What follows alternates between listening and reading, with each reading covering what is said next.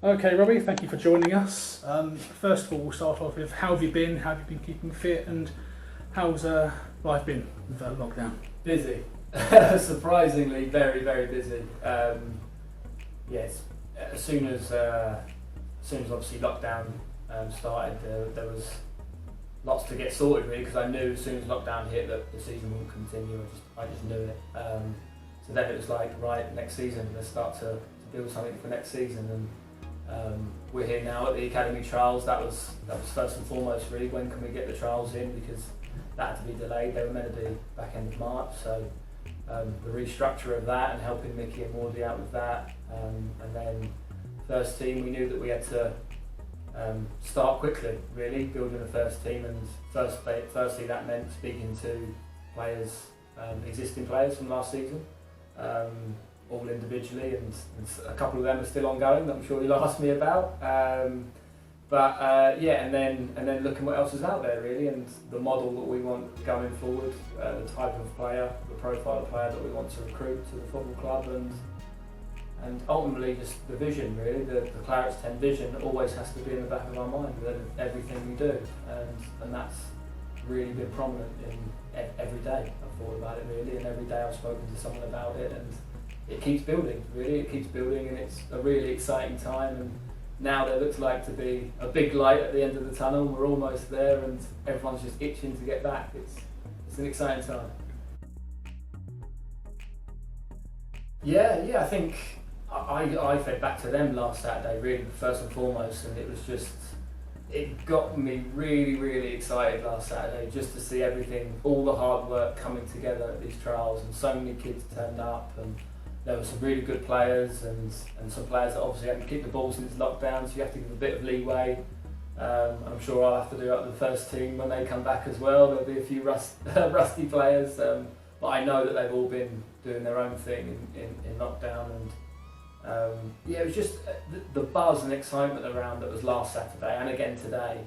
I think you could tell from the Academy trials last Saturday to today's that the quality certainly improved, and it will continue to do so with Elliot and Mickey's coaching, and yeah, Morsham, it's a great setup. They've got their own office here, which is fantastic, and it's like having our own training ground in a way. It's amazing. And yeah, so thanks to Mark Farmer at Morsham and the Bridge Academy.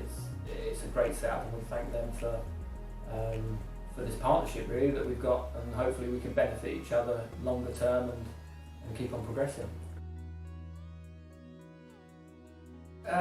No, that is a priority. So we've been in constant contact. I spoke to them regularly ever since lockdown hit. They're both very, very good players. You know, Whelps, even with his injury troubles last year, was probably our best player. So he's one that we'd like to stay, but there's lots more than football involved. You know, Whelps lives in Brighton.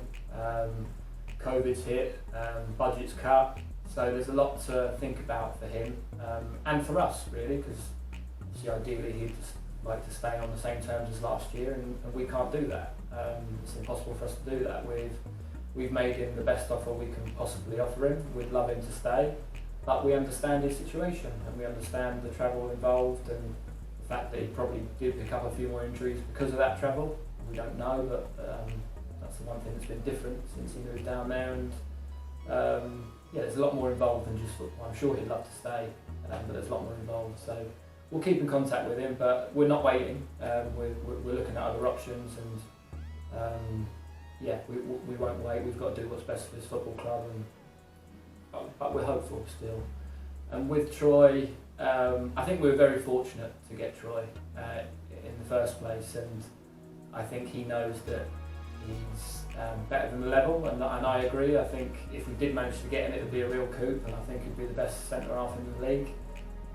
But it's his prerogative to try and find at least the team in the league above, and we're here for him, and the door will remain open until we find someone else, and then we'll inform him. But again, we've made him an offer, the best offer we can make him, and that will remain there until we perhaps find someone that we feel suitable to fill his role.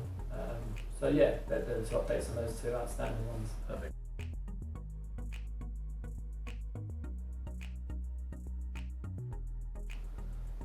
I think, yes, a younger side than what Chelmsford had previously put out in previous years, without a doubt. I think you saw that with me giving Danny Imre his chance. I think the key is to get a balance. We want a real nice balance to the squad, and ultimately it'll be a team will be picked, my team will be picked, that I think's got the best chance of winning the football match, regardless of age. I think as a squad we need to get a right balance of experience, prime players in their prime, youthful energy, with the occasional spark of a teenager that just gives you something else, something different. And I think if we get that right balance, then the squad as a whole and the club as a whole will be really, really good. Hopefully a winning style. No. I mean, I hope that you saw glimpses of it towards the back end of last season. Very hard working, very disciplined. I think obviously it was for everyone to see that we didn't keep enough clean sheets last year. So that is something that I need to work on from the start of pre-season, along with obviously fitness, but definitely discipline and structure to our side defensively. We won't be a defensive side, we want to play nice flowing attacking football, but I think the stats show that we were top 5 scorers in the league, I think, or maybe higher than that, but bottom three in terms of goals conceded, so I don't think it takes a rocket scientist to work out where we needed to improve. But style of football, I like to play football on the floor. But again, similar with ages of the squad, we have to have a balance. We have to have a threat in behind, we have to have a threat in the air, and we have to have good footballers to play football. And more importantly than that, we have to show bravery to get on the ball and pass and believe in what we're doing. And that's tough, that's the toughest part. I can't pick out anyone individually. I love them all for all different reasons, and even the existing players. Each one of them has their own separate qualities that I see in them. And again, that's why I say I'll pick a team to best win a match on a day. And it might be that, let's just say Alex scores 2 the game before. He might not suit the next game, so we might not play. We might play Adam or Dash, because we feel like that style will suit the game better. It's not about individuals, and that's the biggest thing. This is a team, it's a squad, everyone pulling together. I love them all for their own individual little bits of quality, and it's up to me to pick the team to balance those qualities together to win the game. Yes, one example that me, and I've said it towards the back end of last season, there's bits of play that catch the eye.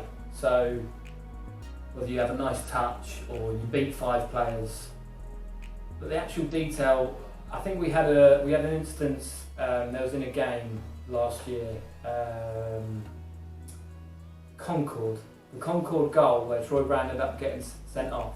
Yeah. There was a lovely bit of play from us. We were attacking. We had a throw in down the right, and then they broke and scored. And Ches did a really, really good bit of play. Ches did, and he got himself out of a tight angle where he'd been pressed by 2 or 3 different players. Done fantastically well. But then his set to Danny Imre was the bit that needed the most amount of care. He'd done so well with the first bit, but the actual set layoff to Danny Imre to cross the ball needed the most amount of care. But he passed it in between Danny's feet. So Danny then scuffed his cross, they intercepted it, they broke. T got in the wrong position, which meant Troy had to recover, sending off, goal. That small detail all came from Ches's set, and I told him it at the time after the game. And he's bought into that. And those are the small details that don't get seen necessarily by the fans. But that set needed to be a set for him to be able to cross it first time, not stuck in between his feet, which meant he dragged his cross. Mm-hmm. And people don't see that that's the actual mistake that led to that goal. So those small details are something that I'm huge on, especially at our level, really, because they don't. I think that those little differences are why players play at our level and not in the Football League. Yeah, we don't know still, do we? Don't know what's going to happen, whether it's going to be no crowds or crowds. I think it's quite easy for us, really, because pre-season games are going to be without fans. So first and foremost, we'll have games without crowds, so they get used to it. I think it's down to the players to adapt. Really, it is. We'll give them the scenario that we think's gonna happen, and they have to get used to it and adapt. It's adapt or adapt and survive. Enthusiasm. I love enthusiasm. If I see a player in the youth team in his shell, not talking, not running, then there's no way I can bring him into a first team environment. You have to come out of your shell, be vocal, run around, be enthusiastic, demand off your other youthful team members. That's the biggest thing that stand out. And if I see a player in the youth team, in the academy, doing that, I'm more likely to bring them up to the first team because I know they can handle it mentally more than anything. Again, if someone's good enough, that's the real benefit of having Mickey and Morley involved in the academy, because they're training them every day, and then they're with the first team as well. So if there is a really good player that they think's worthy of a chance, they'll tell me, and then I'll come and watch him and make a decision, or we'll bring them to training. Definitely training. We'll get a couple of them at least every single training session. But yeah, whether they're ready or not to step into a game, we don't know. We don't know. I mean, Danny was, and it's paid off. And ultimately, when they get that chance, they have to take it. Okay, that's it. Thanks so much, Robbie. Thanks. Good luck for the season. Yeah, thanks.